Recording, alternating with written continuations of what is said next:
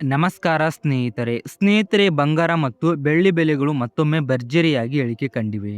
ನೀವು ಕೂಡ ಆಭರಣ ಖರೀದಿ ಮಾಡಬೇಕೆಂದು ಯೋಚನೆ ಮಾಡ್ತಿದ್ರೆ ಸ್ವಲ್ಪ ನಿಲ್ಲಿ, ಯಾಕಂದ್ರೆ ಇವತ್ತು ನಾವು ಹೇಳೋ ಒಂದು ಟ್ರಿಕ್ ನಿಮ್ಮ ಸಾವಿರಾರು ರೂಪಾಯಿ ಹಣ ಉಳಿಸಬಹುದು. ಆದರೆ ಗಮನಿಸಿ, ಬಂಗಾರ ಖರೀದಿ ಮಾಡುವಾಗ ಕೆಲವು ತಪ್ಪು ಮಾಡಿದ್ರೆ ನಿಮಗೆ ಇನ್ಕಮ್ ಟ್ಯಾಕ್ಸ್ ನೋಟಿಸ್ ಕೂಡ ಬರಬಹುದು. ಹೌದು, ಈಗ ಹೊಸ ನಿಯಮಗಳು ಕೂಡ ಜಾರಿಗೆ ಬರುತ್ತಿವೆ. ಹಾಗಾಗಿ ವಿಡಿಯೋವನ್ನ ಕೊನೆವರೆಗೂ ನೋಡಿ.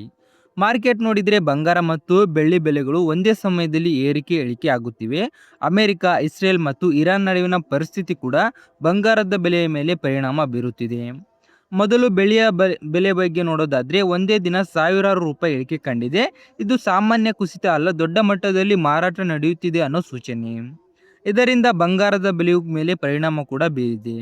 ಇನ್ನು ಬಂಗಾರದ ಬೆಲೆ ಬಗ್ಗೆ ಮಾತನಾಡೋದಾದ್ರೆ, ಮಲ್ಟಿ ಕಮೋಡಿಟಿ ಮಾರ್ಕೆಟ್ನಲ್ಲಿ ಭಾರಿ ಇಳಿಕೆ ಕಂಡಿದೆ. ಡಿಮ್ಯಾಂಡ್ ಕಡಿಮೆ ಆದರೆ ಬೆಲೆ ಇಳಿಕೆ ಆಗುತ್ತೆ, ಡಿಮ್ಯಾಂಡ್ ಜಾಸ್ತಿ ಆದರೆ ಬೆಲೆ ಏರಿಕೆ ಆಗುತ್ತೆ. ಇದು ಮುಖ್ಯ ಲಾಜಿಕ್.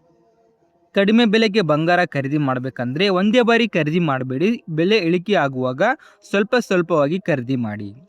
ಇನ್ನು ಮೋಸ ತಪ್ಪಿಸೋಕೆ ಯಾವಾಗಲೂ BIS ಮಾರ್ಕ್ ಇರುವ ಬಂಗಾರವನ್ನು ತಗೊಳ್ಳಿ. ಹಾಗೆ ಮೇಕಿಂಗ್ ಚಾರ್ಜಸ್ ಕಂಪೇರ್ ಮಾಡಿ. ಕಲ್ಲು ವೇಟ್ ಅನ್ನ ಗೋಲ್ಡ್ ವೇಟ್ಗೆ ಸೇರಿಸಬೇಡಿ. ಹಾಗೆ ಮುಖ್ಯ ನಿಯಮ, 2 ಲಕ್ಷ ರೂಪಾಯಿ ಮೇಲ್ಪಟ್ಟ ಖರೀದಿಗೆ ಕ್ಯಾಶ್ ಪೇಮೆಂಟ್ ಮಾಡಬೇಡಿ. ಕಡ್ಡಾಯವಾಗಿ ಆನ್ಲೈನ್ ಪೇಮೆಂಟ್ ಮಾಡಿ. UPI ಬ್ಯಾಂಕ್ ಕಾರ್ಡ್ ಇಲ್ಲದಿದ್ದರೆ ಇನ್ಕಮ್ ಟ್ಯಾಕ್ಸ್ ನಿಯಮಗಳ ಪ್ರಕಾರ ದಂಡ ಬೀಳಬಹುದು. ಇನ್ನು ಗೋಲ್ಡ್ ಟೈಪ್ಸ್ ನೋಡೋದಾದ್ರೆ, 18 ಕ್ಯಾರೆಟ್ 75%, 22 ಕ್ಯಾರೆಟ್ 91.6%, 24 ಕ್ಯಾರೆಟ್ 99.9%. ಬಿಲ್ ತೆಗೆದುಕೊಳ್ಳಿ, GST ಬಿಲ್, ಇದು ನಿಮ್ಮ ಸೇಫ್ಟಿ. ಈ ವಿಡಿಯೋ ನಿಮಗೆ ಉಪಯುಕ್ತ ಅನಿಸಿದರೆ ಲೈಕ್ ಮಾಡಿ, ನಿಮ್ಮ ಅಭಿಪ್ರಾಯನ ಕಮೆಂಟ್ ಮಾಡಿ. ಹಾಗೆ ಮತ್ತಷ್ಟು ಅಪ್ಡೇಟ್ಗಾಗಿ ನಮ್ಮ ಚಾನೆಲ್ನ ಸಬ್ಸ್ಕ್ರೈಬ್ ಮಾಡಿ.